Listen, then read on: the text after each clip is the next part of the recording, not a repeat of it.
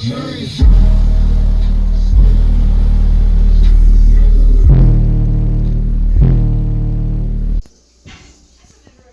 YouTube, this is Mark Woods with another video, and we're here to check out the new amp that I just picked up. It's for my friend car, my boy Francis. So this is what I'm gonna use to power them Pioneers that you guys seen. Yeah, and I think this should do it. You know, it still has the Bluetooth connection, just like the other one. There you go. 240 RMS times 1 at 4 ohms. I can go 4 ohms if I want to. Let's check out the back. But I'm not gonna go 4 ohms. I'll probably go 1 ohm. And there you go. So we go 1 ohm. We should be getting 300 RMS per channel. As y'all can see, it has a DSP amp for Apple and Android, Bluetooth and all that.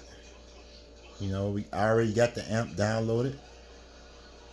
And the good thing is I got this amp. The sad thing is I'm not gonna be able to hook up nothing into this darn remote wire gets here.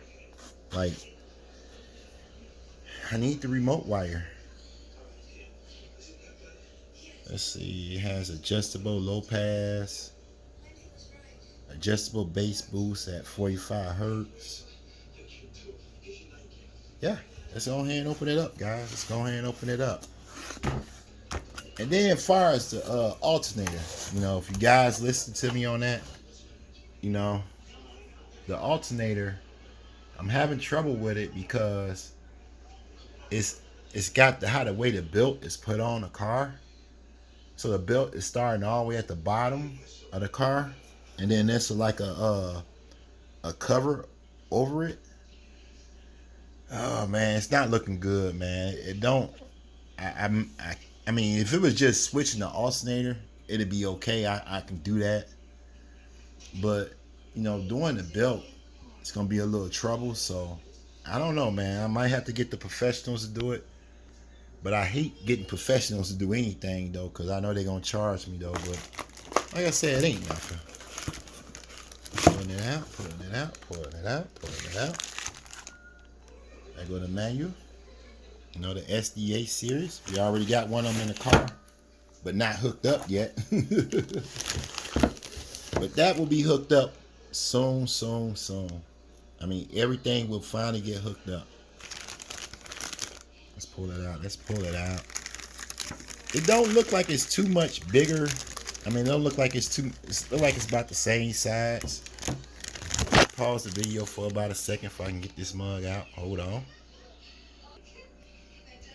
And there we go. It says 1200 max, but it's not 1200 max. Like I said, it has a digital single.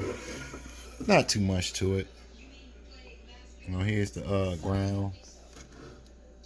I gotta get this out. Do I have anything to get it out with? Oh yeah, I do. Oh yes, we do.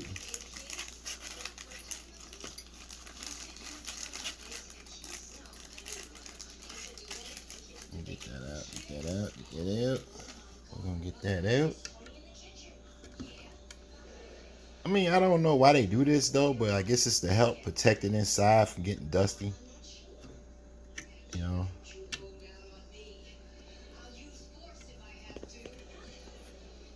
That's probably why they put it on there though, but other than that, that's the only thing I can understand. But yeah.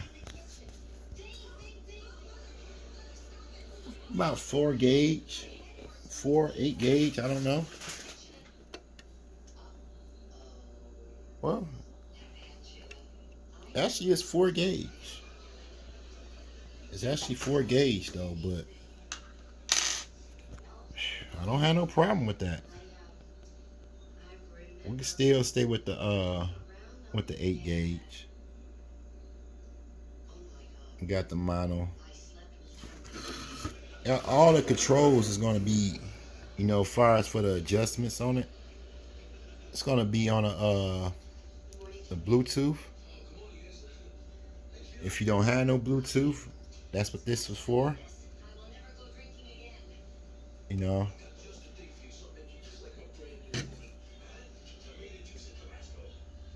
You got your line inputs and outputs.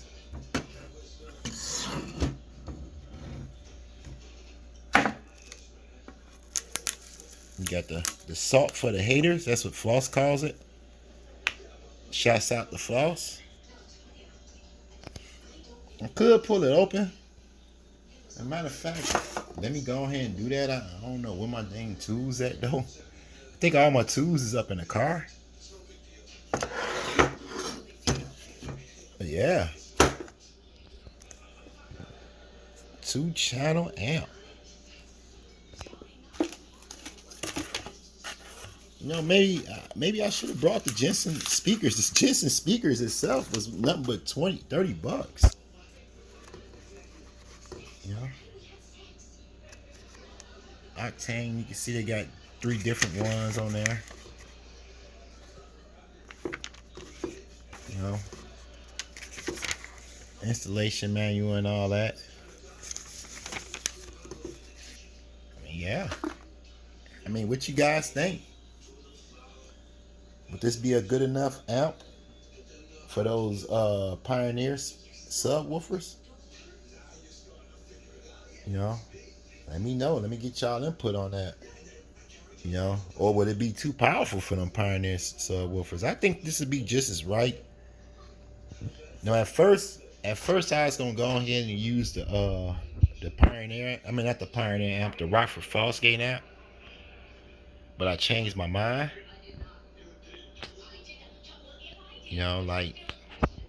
Because it's really a 4-channel amp and it's made for highs. It probably would have pushed the woofers just fine though. It probably would have pushed the woofers just fine, but like I said, I wasn't interested in using a 4-channel amp, and I'm not interested in having words coming out the subwoofers. No, we want my boy to get the best potential out of his sound system.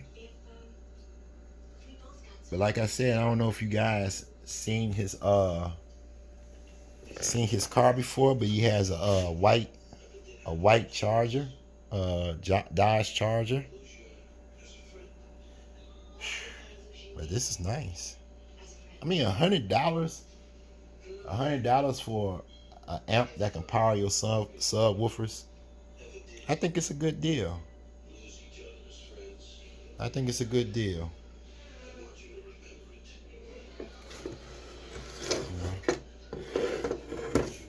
Everything's brand new. And I know Walmart, they offer this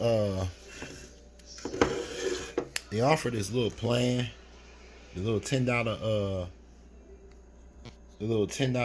thing, you know what I'm saying, like the $10 extra fee. If you want to just, pay that.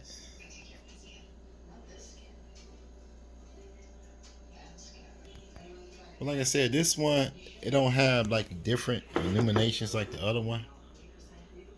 Maybe it do. Oh yeah, yes it does. It has different lights up in there. Yeah. All right. All right, y'all. New amp in the house. I hope you guys enjoyed the video. And if you do, smash that like button. And if you're new, please consider subscribing. All right, the race is on, guys. We got until March the 29th to get everything done. We're going to try to do it. if I get everything done with the exception of the alternator, I won't be too pissed. So, this is Mark Woods. I'm out.